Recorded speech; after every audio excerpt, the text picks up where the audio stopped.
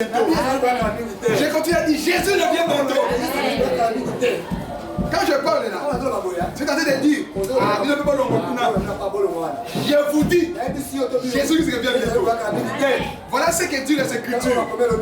Matthieu 24 et 34. Je vous dis, ils s'en approchant, mais ils trouvant que les feuilles lui dit que jamais fruit ne se naisse de toi. À l'instant, le figuier s'échappe. Les disciples qui vivent cela, ils furent étonnés. Ils disent, comment ce figuier est-il devenu sec à l'instant? Vous savez, Jésus, il passait, il a regardé le figuier. Ils savent bien que ce n'est pas le temps et les communistes qui s'affrontent aujourd'hui. Alléluia. Alléluia, Église. On est en train d'expliquer la prophétie en fonction des temps. C'est ça qu'il y a dans ma histoire. C'est ça qu'il y a dans la fonction pour comprendre. On comprend. Le lingue est comme monde. De même façon que tu es en train de temps de guerre, de guerre. Parce que la prophétie de Dieu dit autant de guerre. Autant de guerres. Mais Dieu vous attendez là-bas. Cette guerre-là, entre les capitalistes et les communistes, on est en train de s'abattre. Mais sur le troisième temps, il y a même des sites où on demande des dons, les amis d'Israël, pour donner de l'argent pour le troisième temps. Et ils ont déjà finalisé tout le matériel du temple. Il reste seulement la construction du temple. Même l'endroit où on va construire le temple, on a déjà prévu. Alors, voilà ce qu'on a dit. Et les bêtes qui sortent de la terre, il dit ceci. Quand les Juifs vont déclarer Jérusalem comme leur capitale,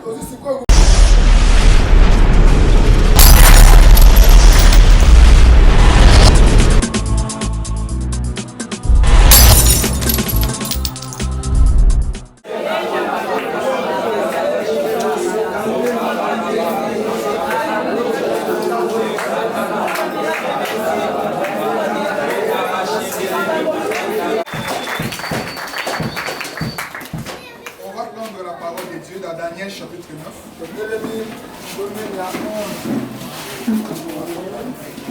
Daniel 9, à partir de 24, verset.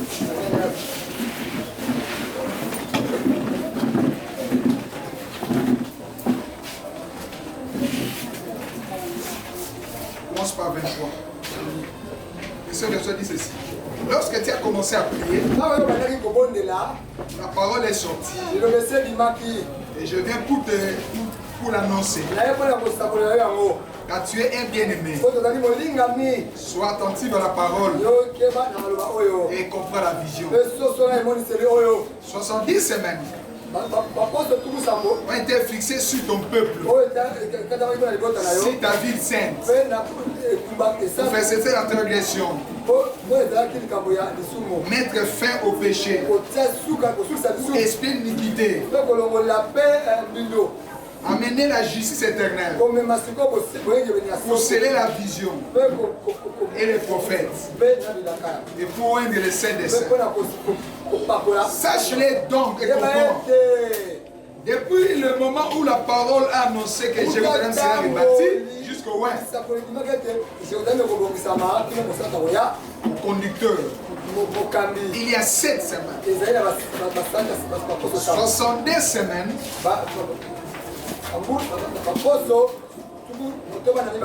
le chemin est les places et les fossés seront rétablis.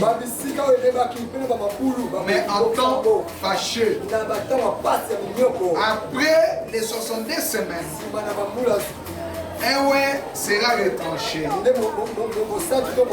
n'y aura pas de successeur. Mais le peuple d'un chef viendra depuis la ville et les sanctuaires. Et sa fin arrivera comme une inondation. Il est arrêté que les dévastations dureront jusqu'au terme de la guerre. Il fera une solide alliance avec plusieurs bouts de semaine. Et durant la moitié de la semaine, il fera cesser les sacrifices sur le front. Les défenseurs commettront les choses les plus abominables jusqu'à ce que la ruine et ce qui a été résolu font dessus les dévastateurs. Que Dieu bénisse sa parole. Amen. Amen. On est en train de continuer notre enseignement sur les événements prophétiques. Aujourd'hui, c'est la 9e partie. Mais les sous-thèmes de ce matin, nous parlons sur la prophétie d'Israël. Et dans la continuité des enseignements, dans les livres d'Apocalypse, ça veut dire de Daniel et l'Apocalypse, parce qu'on est en train de faire des rapprochements entre Daniel et Apocalypse. Et dans le livre d'Apocalypse, où nous sommes dans les 3e parties, où nous sommes dans les 6e sauts. Et nous parlons des événements qui vont passer ces temps. C'est comme ça qu'on a parlé des temps de l'église. Parce que l'église est déjà partie. L'église est partie dans les airs. Et on est en train de parler des choses qui arrivent aux nations. Et Israël. C'est pour ça qu'on a parlé sur le gouvernement mondial. On a parlé sur la religion mondiale. Et le dimanche passé, on a parlé sur les commerces mondiaux. Où chacun aura la marque de la bête. Et toutes ces choses-là est en train de passer dans notre époque. Sur la politique mondiale, sur la religion mondiale et sur l'économie mondiale. Parce que dans cette époque, l'Antichrist est déjà révélé. Et c'est le temps où Dieu va commencer avec Israël.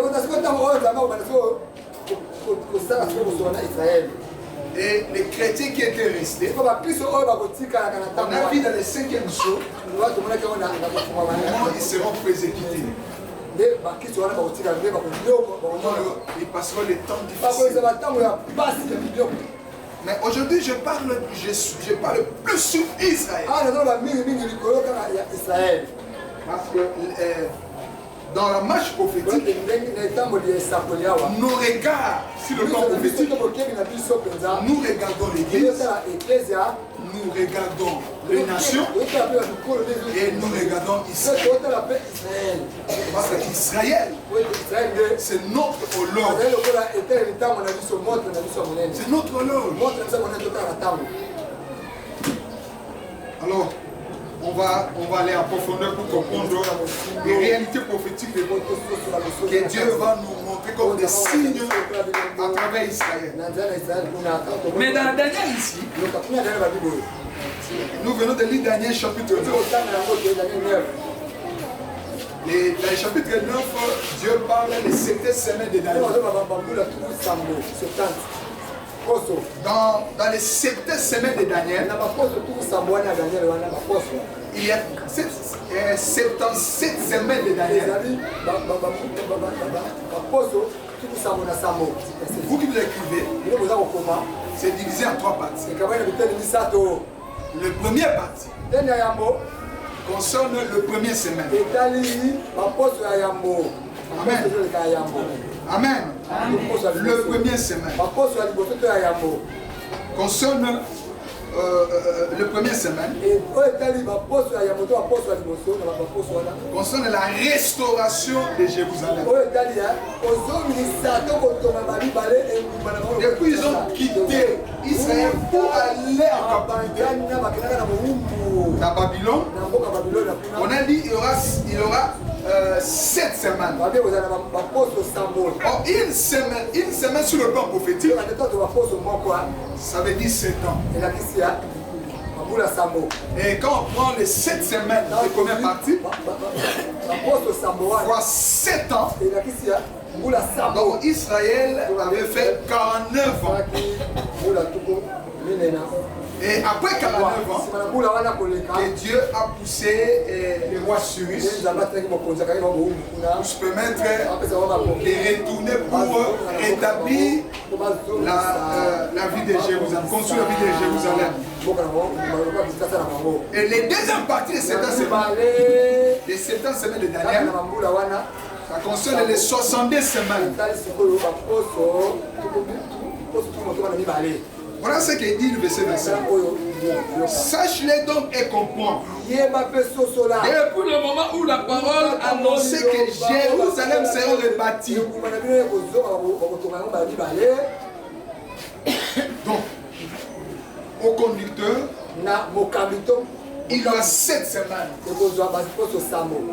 Donc, depuis que le Seigneur parlait, on doit les maintenant restaurer Jérusalem. On doit répartir Jérusalem. Et il dit 7 semaines. Après 49 ans, et le Seigneur a permis de construire encore Jérusalem. Et les deuxième partie dit, dans 70 semaines, les places et les fossés seront rétablis étant fâcheux. Ça veut dire que les deuxième partie de cette semaine de Daniel, c'était les 70 semaines. Depuis qu'on a rebâti Jérusalem jusqu'à la naissance de Jésus, ça fait 70 semaines. 70 semaines tuées par 7, ça fait donner 434 ans. Et plus 49 semaines, on a fait 480. Amen. Et les dernières semaines, c'est les dernières semaines où ça se trouve dans la 6e saut.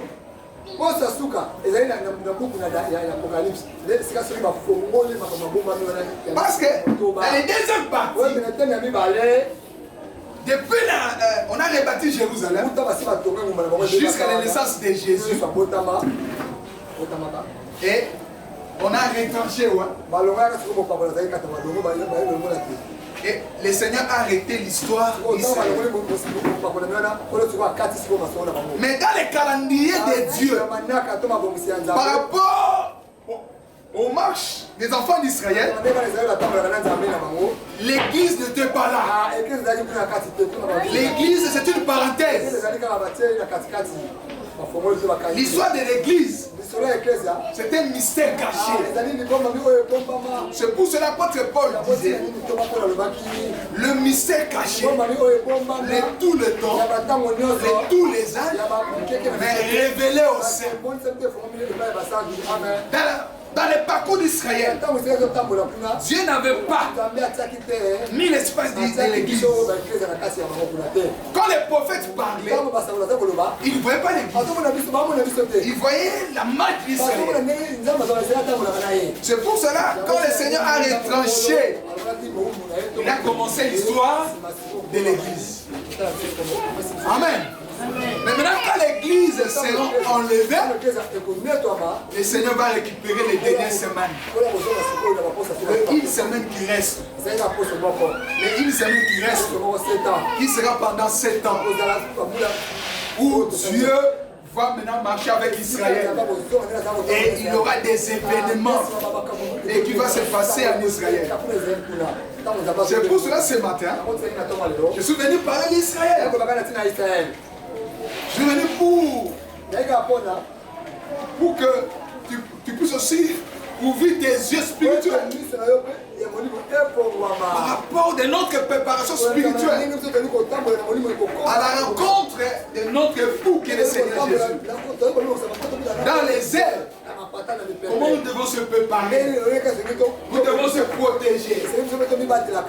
Nous devons toujours être prêts pour entendre le son de la trompette. On ne sait pas dans quelle heure notre Seigneur viendra. Est-ce que ce sera le matin? Ce sera pendant la journée? Est-ce que pendant la nuit? On ne sait pas. Mais quand la mort va nous prendre, est-ce que la mort va te vertir? Mort. Il venait aussi comme un voleur. Ça peut être la journée. Peut-être la nuit. Dans un accident. Dans un mot subit. Dans une maladie. Nous devons toujours être prêts. Nous devons toujours se préparer. De marcher dans la crainte de Dieu. De servir le Seigneur. Alléluia. Alléluia. Amen. Voilà pourquoi je voulais donner cet appel ici. Les gens qui veulent servir le Seigneur. Vous qui me regardez. Si tu as besoin de servir le Seigneur avec ton argent, je suis là. Viens avec cet argent. J'ai besoin d'éteindre de multitudes à travers la télé. Je dois investir de l'argent dans le média, toujours pour sonner la trompette. Le but par lequel Dieu m'a créé, ma mission que Dieu m'a envoyée sur la terre, je suis en train d'accomplir. Mais si tu veux aussi recevoir la couronne avec moi, viens m'associer avec moi, avec ton argent. Peut-être tu n'auras pas le temps de venir à l'église, mais tu as le temps aussi de me soutenir de loin. Appelle-moi. Mon numéro, c'est... Préparez là pour me regarder. Appelle-moi. Sois parmi les partenaires et qui travaillent avec moi. J'ai besoin de partenaires puissants.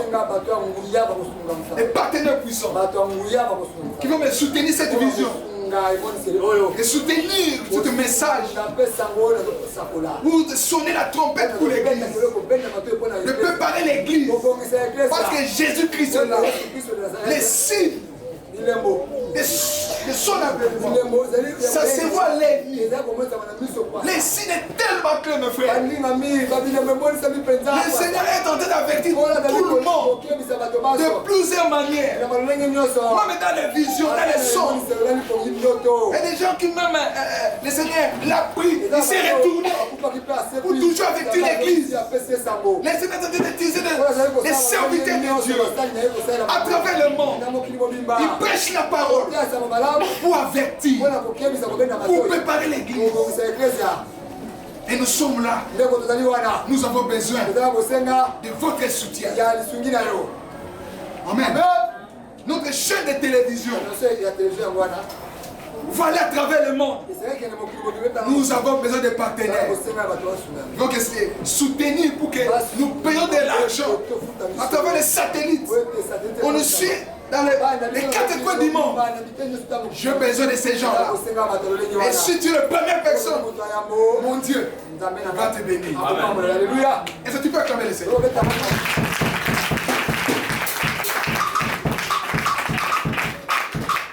Amen. Le temps de l'église, c'était le temps que Dieu l'avait caché. Et c'est comme ça, après la mort de Jésus-Christ, en l'an 70, que le roi Titus, c'était romain, il était venu, il a détruit Jérusalem.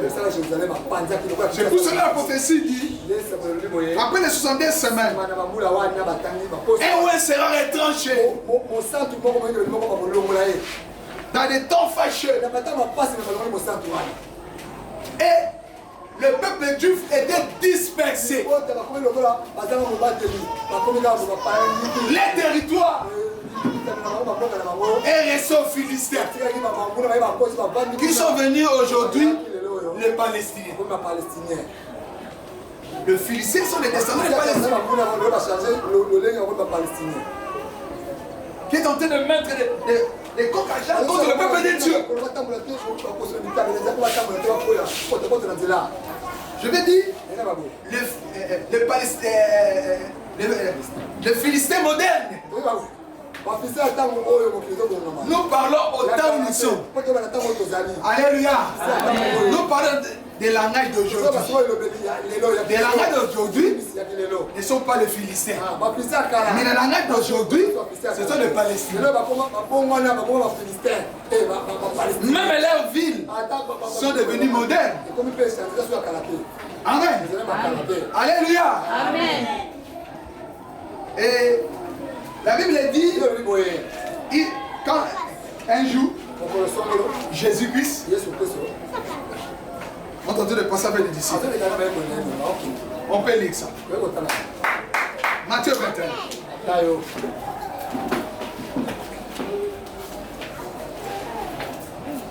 Matthieu 21 à partir du verset 18. C'est une bonne histoire. Matthieu 21, 18. Le matin, en retournant à la ville, il faim. Voyant un figuier sur le chemin, il s'en approchant, mais il trouvant que les feuilles, lui dit que jamais fruit ne se naisse de toi. À l'instant, le figuier sécha. Les disciples qui vivent cela, ils furent étonnés. Comment ce figuier est-il devenu sec à un instant? Vous savez, Jésus, il passait. Il a regardé le figuier. Ils savent bien que ce n'est pas le temps où le figuier doit donner le fruit. Mais il voulait recevoir, il voulait prendre le fruit de cet arbre. Quand il n'a pas trouvé, il a maudit. L'histoire de ce figuier, c'est l'histoire prophétique d'Israël. C'est une histoire prophétique d'Israël. Ça veut dire que spirituellement, le Seigneur est entré à Israël. Il savait que ce n'est pas le temps d'Israël. Ce n'est pas le temps où Israël va lui donner des bons fruits. Il savait. Mais il est quand même entré. Il voulait prendre chercher des fruits. Mais ce n'est pas le temps. Parce que c'est le temps d'Israël. C'est le temps de millénium. C'est le temps du retour. Le second retour du Seigneur. Quand il va venir. Mais dans le premier venue du Seigneur, il voulait chercher. Prendre le fruit. Quand il n'a pas trouvé, il a maudit. C'est pour cela, pour nous donner les signes, pour nous donner l'église les signes, pour regarder en fonction du temps, nos regards, en fonction du temps. Il a parlé au Matthieu 24. Voilà ce qu'il dit, il a dit au Matthieu 24. Alléluia. Amen. Est-ce que tu veux dire à quelqu'un? Maintenant c'est les bonnes choses. Alléluia. Amen. Vous savez que c'est les bonnes choses. On peut lire Matthieu 24. À partir du verset. On prend verset 20, 21. Non, 24. Verset 32. Voilà ce que dit les Écritures. Instruisez-vous par une comparaison tirée de figuier. Il a dit aux disciples, instruisez-vous par les comparaisons du figuier. Le figuier que j'avais maudit là-bas. Fixez vos regards là-bas. Est-ce que quelqu'un me suit? Est-ce que quelqu'un me suit? À le mettre fort.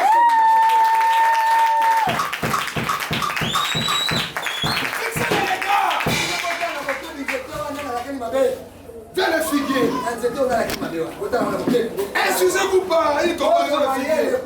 Tirer des figuiers. Écoute maintenant. Dès que ce fait devient tendre, et que le fait pousse, vous connaissez que l'été est proche. Vous connaissez que l'été est proche. C'est un langage prophétique. Vous comprenez l'état, les saisons. Bien aimé dans le Seigneur, afin de Dieu, l'époux du Seigneur, Église de Dieu vivant, nous devons connaître les temps, comprendre les saisons. Si Jésus, il nous a fixé les regards, nous devons fixer les regards vers le figuier qui est Israël. On va les fixer comment? Comment on va fixer notre regard? Il a dit, dès que les branches deviennent tendres, qu'est-ce qui est séché? Il n'y avait plus la vie. Mais en regardant quelque chose qui n'avait pas la vie, mais c'est comment ce maintenant à renaître. Et les branches commençaient à sortir. Et le fait commençait maintenant à sortir. Voilà ce qu'il dit encore. Et que le fait pousse. Vous connaissez que l'été est proche. Vous connaissez que l'été est proche. Parce que tout le monde qui comprend les temps, un agriculteur qui comprend, qui travaille comme ça les temps, il va faire tout. Prendre sa semence, mais au sol au moment du temps. Il sait que quand il dépasse le temps, il sera en retard. En fonction des récoltes. Mais le Seigneur nous fixe les regards. Dès que vous regardez, les feuilles commencent à pousser. Sache.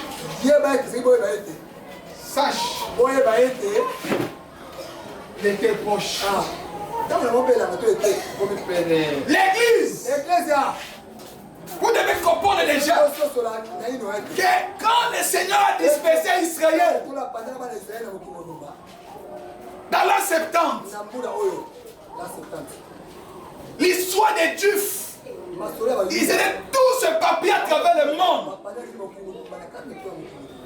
C'était le temps des nations. Mais quand maintenant le temps commençait à approcher, la Bible dit, le Seigneur, on va les prendre, on va les ramener dans son terre natale. Le monde entier a vu comment en 1948, on a pris le peuple juif après les massacres Hitler. On a ramené dans leur terre natale en 1948. Et une nation est née à un seul jour pour accomplir la parole de Dieu. C'est que Dieu avait parlé au prophète qu'une nation va naître à un seul jour. Ah, Dieu merveilleux. Amen. C'est qu'il dit, il accomplit. Amen. Il accomplit. Une nation née un seul jour. Et cette nation-là, Israël, est entrée dans l'histoire des nations. Amen. Et je vous ai parlé quand Israël a atteint 40 ans dans les terres natales, dans le Moyen-Orient, il y a une histoire prophétique se passe à travers le monde. Mais avant qu'on puisse arriver là-bas, c'est en 1967, Israël a récupéré la ville de Jérusalem. Oh, les Jérusalem, c'est la ville des grands rois. Les anges prophétiques Qui se passe ici, Israël, c'est à fonction de Jérusalem. Alléluia. C'est à fonction de Jérusalem. C'est à fonction de Jérusalem. C'est en 947 et 67. On a récupéré la ville de Jérusalem. Et les Juifs ont récupéré les temples, malgré qu'une partie du temple était occupée par les musulmans. Et ils ont récupéré une partie. Et on appelle le mythe de lamentation. Là où il y avait les déserts, Dieu a accompli sa parole. Et Dieu a commencé que même les déserts, on commençait à planter les déserts. Ici, parmi les grands producteurs, dans les temps-ci, Israël est parmi les gens qui fournissent la nourriture à travers le monde. Mais dans les terrains où il était désert, mais parce que Dieu avait parlé que les déserts se réfléchissent. Dans les déserts, il aura la vie. Amen. Et quand Israël a atteint 40 ans, le vent commençait à bouger le monde. Le vent commençait à bouger le monde sur le Bestoïka. Le vent. Nous, l'église. Quel est notre regard? Mais si le temple intérieur. Mais si le temple intérieur, dans le verset 1. On dit, on me donnait un roseau semblable à une verge. À 10 ans, lève-toi. Mais si le temple est Dieu, l'autel et ce qu'il adore. Ici c'est l'église. Sur les temps où on prend les roseaux, qui est la parole du Seigneur. Nous mesurons le temps. Tu ne peux pas aller au ciel sans le mesure que Dieu a. Les temps se mesurent. Sur le plan doctrinal, sur le plan doctrinal, sur le plan prophétique, sur le plan évangélique, tu dois être. L'église doit être de la maturité. C'est le temps. On est en train de mesurer le temple intérieur. On est en train de préparer le temple intérieur. Mais là, il est dans le verset 2. Le temple extérieur, c'est Israël. C'est Israël. On va le laisser pour les nations. Mais dans les dernières semaines. Alléluia. Amen. Alléluia. Et dans le chapitre 7, dans les dernières semaines là, et là où sortira aussi les deux témoins. Mais dans le chapitre 12, on dit ceci. Une femme enveloppée du soleil, la ligne sous ses pieds, une couronne des 12 étoiles sur sa tête. Elle était enceinte. Elle cria, étant au travail, dans les tournées d'enfantement. Un autre signe apparut encore dans le ciel. Voici un grand dragon ayant 7 têtes et 10 corps. Si ces têtes, c'était diadème. Les femmes ici, qui a 12 colonnes, qui a 12 étoiles, sur sa tête, c'est Israël. Parce que Israël est bâti par les 12 tribus. Qui est sa couronne. Alléluia. Amen. Alléluia. Amen. Cette femme, elle était enceinte. Elle était en travail. Dans la douleur d'enfantement. Mais dans le verset 3, il y a un autre signe. Et à Paris, un dragon rouge. Et à 7 têtes. Et 10 corps. Dans le verset 3, c'est le gouvernement mondial. Le gouvernement mondial, lui qui a 7 têtes et 10 corps. J'avais expliqué les 7 têtes du gouvernement mondial. Le premier tête, c'était l'Empire égyptien. 1. La deuxième tête, c'était l'Empire assyrien. C'est l'Empire assyrien qui a amené les 10 tribus d'Israël. Les royaumes d'Israël, les 10 tribus. Ils ont dispersé avant même que les 2 tribus qui étaient restées, les tribus de Juda, puissent aller en captivité. Les 10 tribus étaient dispersées. Ils étaient partis par cet empire assyrien. Et la 3e tête, c'était le pays Babylone. La 4e tête, c'était le pays Médo-Perse. La 5e tête, c'était l'empire grec. La 6e tête, c'était l'empire romain. Et la 7e tête, c'est le dernier empire qui a le pied d'argile et de fer. La pile est de fer. Comme le fer et l'argile ne peuvent pas se mélanger, c'est des gouvernements-là, les gouvernements mondiaux, auront les alliances entre les capitalistes et les communistes qui s'affrontent aujourd'hui. Alléluia. Alléluia, Église. On est en train d'expliquer la prophétie en fonction des temps. C'est ça qui est dans ma histoire, c'est ça qui est dans la fonction pour comprendre. On comprend. Le lingue est comme mon. De même façon que tu es en train d'entendre des guerres. Parce que la prophétie de Daniel dit, autant de guerres. Mais Dieu vous attendez là-bas. Cette guerre-là, entre les capitalistes et les communistes, on est en train de s'abattre. Mais en finalité, ils vont se réunir pour former les derniers empires, qui est le gouvernement mondial. Et ces gouvernements mondiaux auront 10 têtes. Les 10 têtes, ça veut dire quoi? Non, les 10 couronnes. Les 10 couronnes. Les 10 couronnes, ça veut dire quoi? Ça veut dire aujourd'hui, les 10 États. De même façon que nous voyons, on parle de G20, le pays le plus industrialisé, le pays développé, qui a l'influence politique, qui ont l'influence économique, c'est eux qui ont des veto dans l'état où nous sommes. C'est eux qui prennent des décisions.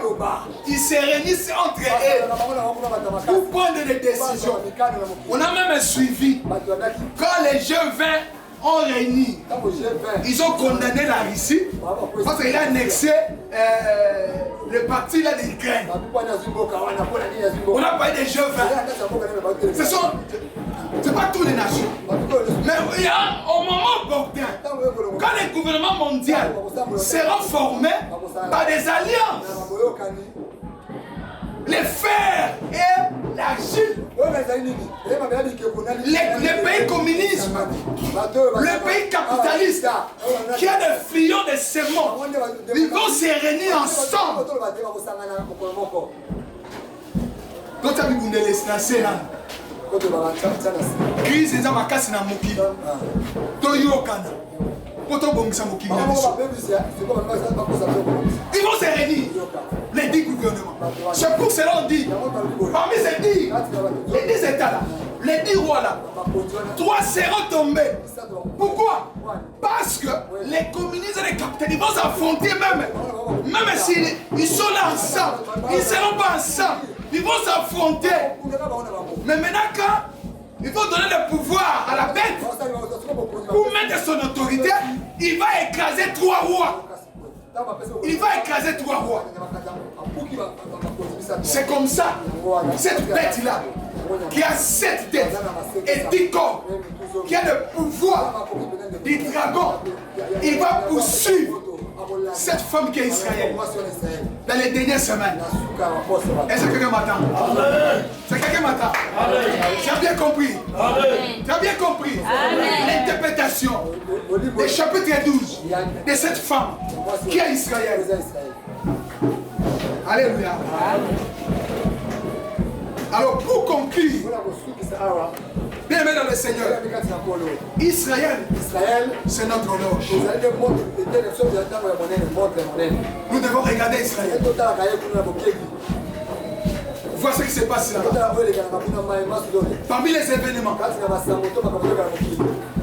même moi dans ma maison, à tout moment, je regarde Yves 24, les chaînes d'Israël, les Israéliens. Je regarde à tout moment pour voir qu'est-ce que c'est le développement qui se passe là-bas. Et bientôt j'avais vu comment on parle. Quand on pense que les Juifs, ils se préparent pour construire le troisième temple. Il y a même des sites où on demande des dons, les amis d'Israël, pour donner de l'argent pour le troisième temple. Et ils ont déjà finalisé tout le matériel du temple. Il reste seulement la construction du temple. Même l'endroit où on va construire le temple, on a déjà prévu. Alors, voilà ce qu'on a dit. Et les bêtes qui sortent de la terre, il dit ceci. Quand les Juifs ont déclaré Jérusalem comme leur capitale,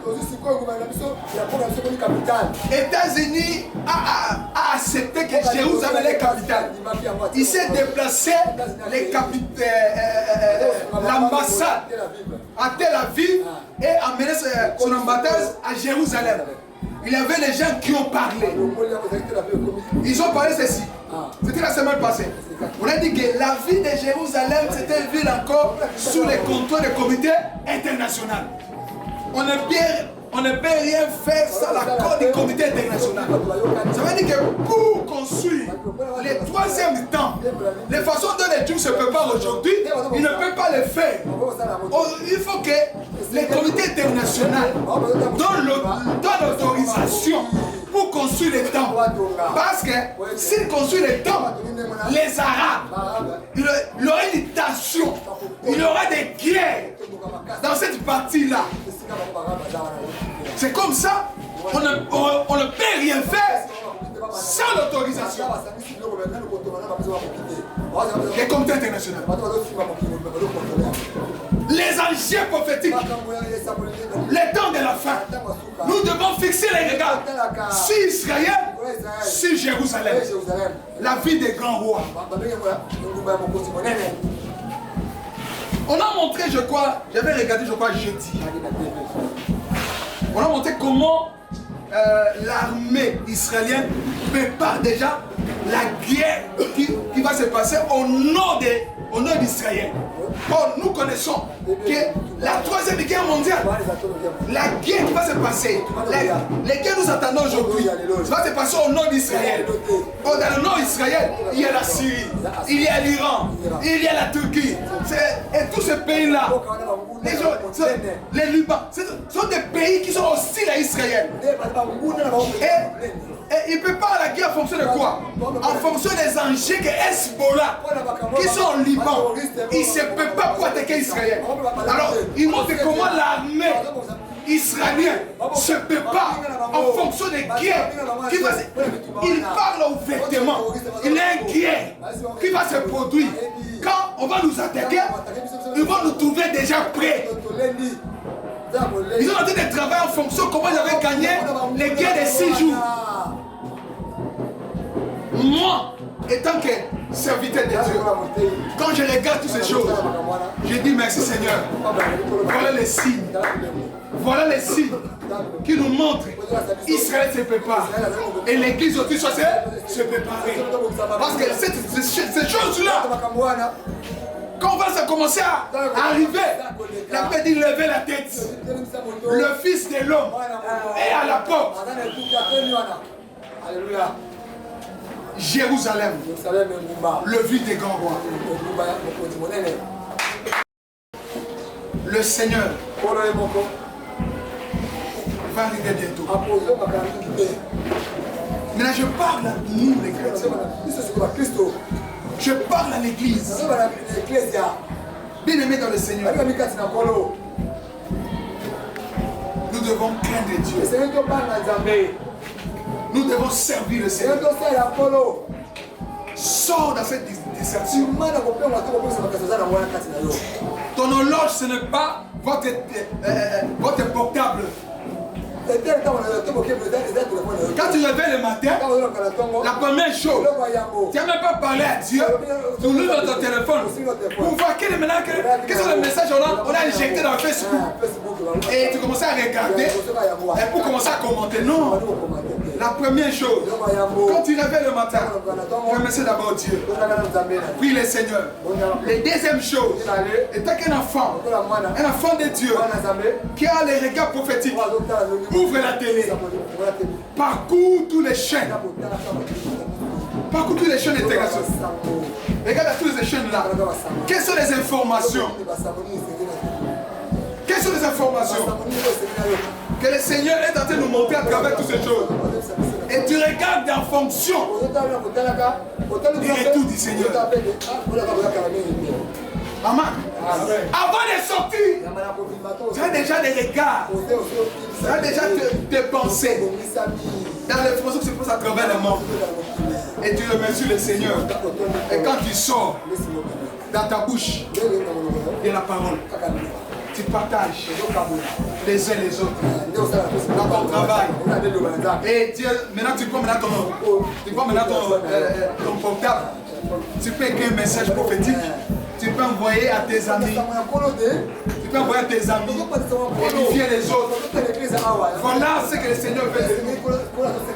Et ce que le Seigneur a dit. Il t'a montré pendant la nuit. Le message que Dieu t'a donné pendant la journée. Qui sont les directives de la journée. Les directives de la semaine. Les directives de l'année. Et tu es en train maintenant d'exploiter dans la prière pour marcher dans ces journées-là. Et ce que Dieu t'a montré dans le but d'activer toujours la présence de Dieu et garder le Saint-Esprit, marcher dans le Saint-Esprit, remplir de l'Esprit de Dieu. Amen. Ce que Dieu entend de nous. Jésus revient bientôt. Jésus revient bientôt. Jésus revient bientôt. J'ai continué à dire Jésus revient bientôt. Quand je parle là, c'est en train de dire, je vous dis, Jésus revient bientôt. Voilà ce que dit les Écritures. Matthieu 24, 34. Je vous dis la vérité. Cette génération ne passera pas. Que tout cela arrive. Les cieux et la terre passeront. Mais mes paroles ne passeront pas. Le ciel et la terre passeront. Mais la parole de Dieu ne passera pas. Nous sommes dans cette génération qui vont voir les événements prophétiques des temps de la fin. Nous sommes dans cette génération où on va voir comment l'Antichrist est en train de bouger sa tête, commencer à sortir dans le ventre du monde, dans le ventre comme bébé sort. Nous sommes dans les temps où nous voyons les douleurs de l'enfantement du monde. Le monde voulait enfanter une personne, un grand homme qui va sortir, qui va diriger le monde. Cet homme-là, la grossesse des nations est déjà mise. La femme, bientôt, on va le voir la tête, va sortir, va commencer à bouger. Et bientôt, on va écouter les premiers cris de cet enfant diabolique-là qui va diriger le monde. Voyez près mes frères et sœurs, prépare-toi à la rencontre de ton Dieu. Prépare-toi à la rencontre de ton Seigneur. Il va revenir. Quand il va revenir, où seras-tu? Quel sera un homme de gagner le monde entier? Impersonnel. Quel sera un homme d'avoir beaucoup de vues dans la Facebook, dans la YouTube, Instagram, et tu gagnes de l'argent à cause de vues, mais tu injectes les semences diaboliques qui amènent la haine, la jalousie, des divisions. Mes frères et sœurs, quel sera un homme de gagner le monde entier et qui perd son âme, et que ce jour-là que tu pleures, car l'église est déjà partie. Voilà le temps où nous devons retourner au pied de la croix dans la repentance. Nous travaillons pour être bénis, c'est notre droit. Nous travaillons pour être élevés, c'est notre droit. Nous travaillons pour le bien de ces mondes. C'est pour nous, c'est notre héritage, c'est notre droit. Mais nous travaillons pour ces jours-là. Nous serons aussi là avec le Seigneur dans les airs. Que le Seigneur vous bénisse.